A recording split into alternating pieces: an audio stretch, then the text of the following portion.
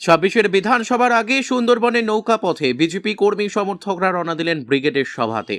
সুন্দরবনের হিঙ্গলগঞ্জের থেকে ব্রিগেডের সভায় বিজেপি কর্মী সমর্থকরা রায়মঙ্গল নদীপথে নৌকায় করে রওনা দিলেন হিঙ্গলগঞ্জের কালীতলা, যোগেশগঞ্জ, হিমনগর, খুলনা, সন্দেশখালী, সুন্দরবন লাগোয়া। আজ কি বার্তা দেয় সেদিকে লক্ষ্য রেখে আজ তারা রওনা দিলেন সকাল সকাল। নদী পথে বিজেপি কর্মী সমর্থকরা লেবুখালী থেকে বাসে করে হাসনাবাদ পর্যন্ত, তারপর ট্রেনে করে শিয়ালদায়। কি বার্তা দেয় প্রধানমন্ত্রী সেদিকে লক্ষ্য রেখে সুন্দরবন থেকে বিজেপি কর্মীর সমর্থকরা রওনা দিলেন আজ। সুন্দরবন থেকে প্রদীপ সরকারের রিপোর্ট, বিগ নিউজ বাংলা। আমরা এসছি নদীর বোটে পারাপারে, আমরা সমস্ত এসছি কর্মী সমর্থকরা। আমরা যাচ্ছি আজকের 14ই মার্চ নরেন্দ্র মোদীর যে জনসভা ব্রিগেডে, সেই জনসভা যোগদান করার জন্য আমরা যাচ্ছি সেখানে।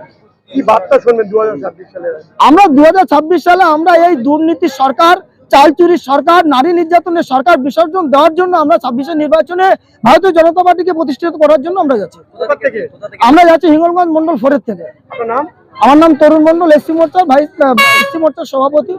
যাতে পশ্চিমবাংলায় শিল্পে যাতে সমৃদ্ধ হয় সেই কথা শুনবো, মানুষের কর্মসংস্থান যাতে হয় সেই কথা শুনবো, এবং আমরা চাই পরিবর্তনের লক্ষ্যে বিজেপি আসবে। 26-এর আগে বড় মেগা শো, কি বলবেন এই ব্রিগেডের সভায়? এই সভা হচ্ছে আমাদের মানে পরিবর্তনের যে একটা ইঙ্গিত, আমরা এই সভার মধ্য দিয়ে আমরা সেই পরিবর্তনের ইঙ্গিত আশা করছি। পশ্চিমবাংলায় পরিবর্তন অবশ্যম্ভাবী। বিজেপি তৃণমূল চলে গেছে, তৃণমূল চলে যাবে। আপনার নাম? আমি সরস্বতী মন্ডল, কোন দায়িত্ব আছে? জেলা সহসভানেত্রী। কি বার্তা শুনবেন প্রধানমন্ত্রীর কাছে? আমরা হিমাংগঞ্জ বিধানসভার মন্ডল 4 থেকে আমরা দুন্দুমি, সাহেবখালী, কালীতলা, যোগেশগঞ্জ এই অঞ্চল থেকে আমরা রওনা দিয়েছি ব্রিগেডের জনসভার উদ্দেশ্যে।